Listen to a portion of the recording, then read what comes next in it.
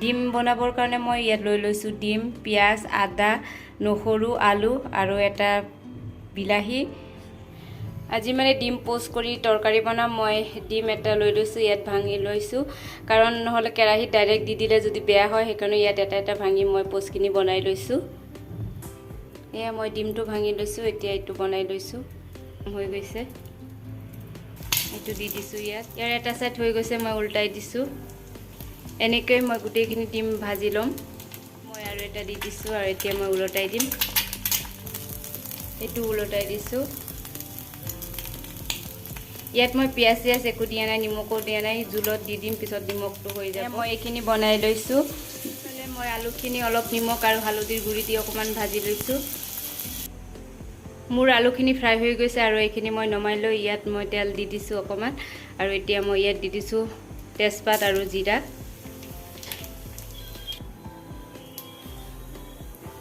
এতিয়া ইয়াত দি দিছোঁ পিঁয়াজ আৰু দি দিছোঁ আদা, নহৰু। এতিয়া মই এইখিনি অকণমান ভালকৈ লৰাই লৈছোঁ আৰু ইয়াত এতিয়া বিলাহীখিনি দি দিম। বিলাহীখিনি দি ইয়াত এইখিনি পুনৰ আকৌ লৰাই ইয়াত মই এতিয়া মছলাখিনি দি দিছোঁ।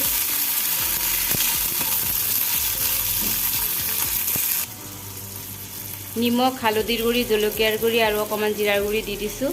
এতিয়া এইখিনি আকৌ পুনৰ লৰাই লৈ ইয়াত আলুখিনি দি দিম। এয়া মই ইয়াত আলুখিনিও দি দিছোঁ। এতিয়া এইখিনি অকণমান লৰাই লৈ ইয়াত মই গৰম পানী দি দিম, কাৰণ আলুখিনি আগতেই ভজা হৈ গৈছে, এতিয়া আকৌ নাভাজোঁ।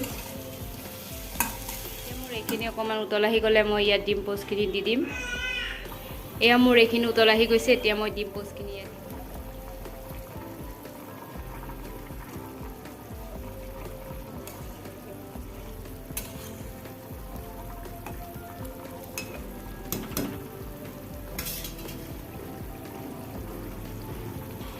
এয়া মোৰ তৰকাৰীখিনি হৈ গৈছে। এতিয়া মই লাষ্টত অকণমান গৰম মছলা দি এইখিনি নমাই লৈছোঁ।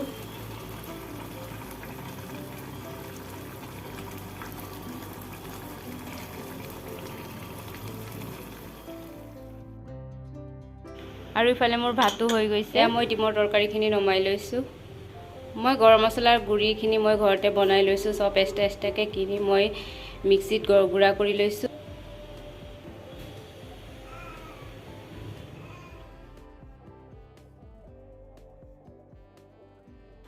মই টুকটুকক খুৱাই দিছোঁ আৰু এতিয়া মই ভাতটো খাই ল'ম।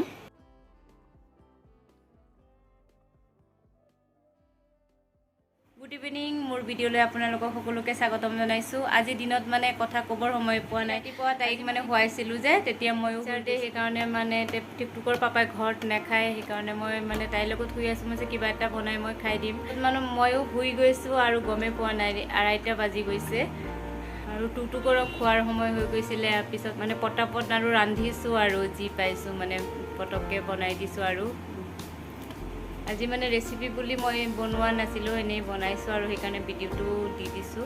চিম্পুলকৈ বনাইছিলোঁ, কিন্তু ভালেই লাগিছিলে খাই। এতিয়া মই বনাম তালৰ বৰ। মানে কালি তাল আনি থৈছিলে, মই তালখিনি বাকলি গুচাই পানীত তিয়াই থৈছোঁ। পানীত অকণমান চূণ দি সেইখিনি পানীত মই তিয়াই থৈছোঁ তালখিনি। ঠিক আছে, তেনেহ'লে আপোনালোকে ভিডিঅ'টো চাই থাকক। মই মানে এতিয়া তালখিনি চেপি লওঁ, পিছত মই বৰকেইটা বনাই লৈছোঁ। মোৰ এইখিনি বহুত সময় হৈ গৈছে, তালখিনি মই পানীত তিয়াই থৈছিলোঁ। তালখিনি চূণৰ পানীত তিয়াই থ'লে মানে কি হয়, তালৰ যিখিনি এক্সট্ৰা তিতা আছে সেইখিনি ওলাই যায় আৰু তাল বেছি তিতা নালাগে। এয়া চাওকচোন। এতিয়া মই এইখিনি ভালকৈ পানীৰে ধুই ল'ম। এতিয়া মই তালখিনি চালনীৰে চালি ল'ম। এটা অলৰেডি মই চালি থৈছোঁ, আপোনালোকে দেখিছেই। এইখন চালনীৰে মই চালি লৈছোঁ। মানে ভাদ্ৰ মাহত এদিন হ'লেও তালটো খাব লাগে আৰু।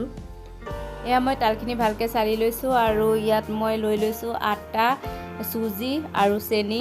মই ইয়াৰ গোটেইখিনি ইয়াত মিলাই ল'ম। আটা কিন্তু মই আৰু ব্যৱহাৰ কৰিছিলোঁ, মানে কি ব্যৱহাৰ কৰিছোঁ সেইখিনি মই আপোনালোকক দেখাইছিলোঁ, কিন্তু ইয়াত মানে আৰু বেছি দিব লাগে আটা। এই বৰটো বনাবৰ কাৰণে অকণমান টাইটকৈ এইখিনি গুলিব লাগে। এয়া আপোনালোকে দেখিছে মোৰ অকণমান ঢিলা হৈ গৈছে। মই পিছত আৰু অকণমান আটা দি লৈছিলোঁ। চেনিটো আপোনালোকে যিমান মিঠা খায় তেনেকৈ দি দিব।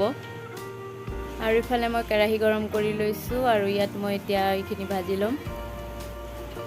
মই অকমান ডাঙৰকৈ ভাজিছোঁ আপোনালোকে পাৰিলে সৰু সৰুকৈ পকৰা নিচিনাকৈ ভাজিব পাৰে ভিডিঅ'টো চোৱাৰ বাবে বহুত বহুত ধন্যবাদ আকৌ লগ পাম আন এটা নতুন ভিডিঅ'ৰ সৈতে